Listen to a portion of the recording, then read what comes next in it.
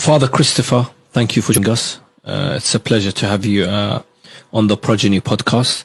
Considering you are a priest, what made you get into studying and lecturing about Islam? It started really with Fatima, Lady Fatima, because I was researching Hussein, and of course you have to then read about his mother. Yeah. And I was quite shocked that there's so much devotion to Fatima and so little written about her. She was a real person and played a fundamental role in the very start of the preaching of the Prophet.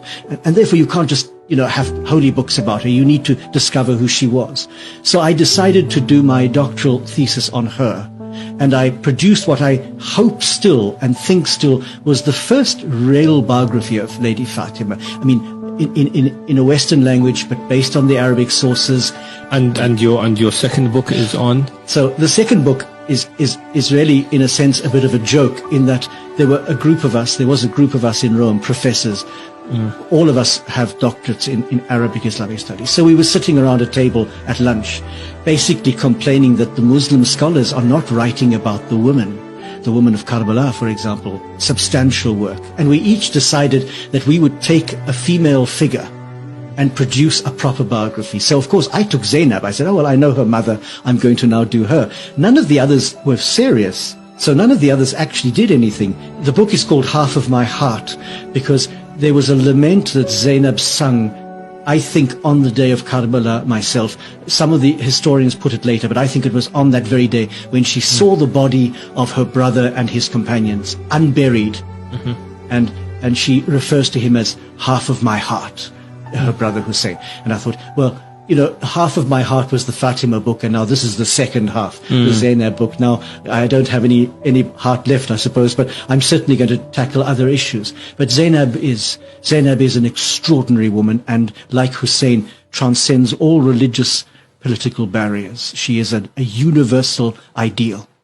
She intervenes a number of times, I think 3, on the battlefield. And she's described, so I mean, I go into quite a lot of detail because I'm very moved by this. She's described in the days leading up to Karbala as quite distressed. She hears the enemy army coming and she breaks down. She hears Al-Hussein making this lament about tomorrow so many will be dead, and she breaks down, saying that he's had a vision of his own grandfather saying, you are coming to us, and she breaks down. So she's quite frail and fragile on the eve of the battle.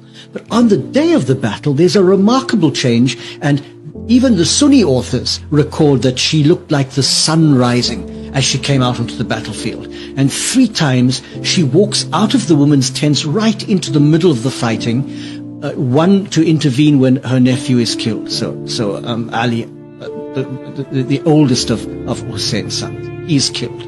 A second time she comes out to chase after this little boy at Hussein's command, and she can't catch him. He's too fast for her because he wants to fight with his uncle. And a third time she comes out to challenge the men killing Al-Hussein.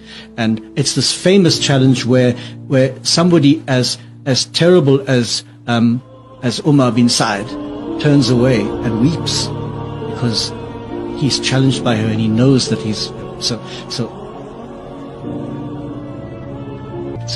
So in that sense, she is of great importance, but even more important after the battle because, and this is where I get into trouble, because she was for a short time the leader of the Ahl Bayt. There's no doubt about that. Young Ali bin al-Hussein was much too sick to function immediately after the battle, and his life, in fact, is saved twice. She saves his life later on in the court of when they're before Ziyad, but that's later on. It's that period of days after Karbala, from the journey between Karbala to Kufa to the court of Yazid, to Damascus. That period, however long it was, and it's difficult to know how long it was, when they were being interrogated and ill-treated, she was the pole around which everything revolved. Absolutely. And there's a particular moment where her nephew, Ali bin al-Hussein, says to her, be quiet now, let me speak. And that for me is the moment when he takes his place as Imam. He's Imam, but when he actually takes his place and takes over leadership of this group. But until then, it is Lady Zainab. And I always defend this by saying, she's not a woman with masculine virtues. Bravery is not a masculine virtue, it's a human virtue. So we don't want to say she was as good as a man. That's a terrible thing for me.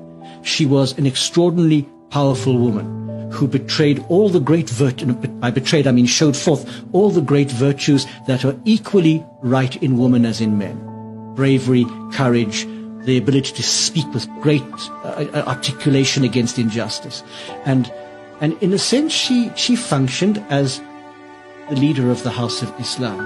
Now, I mean, of the Ahl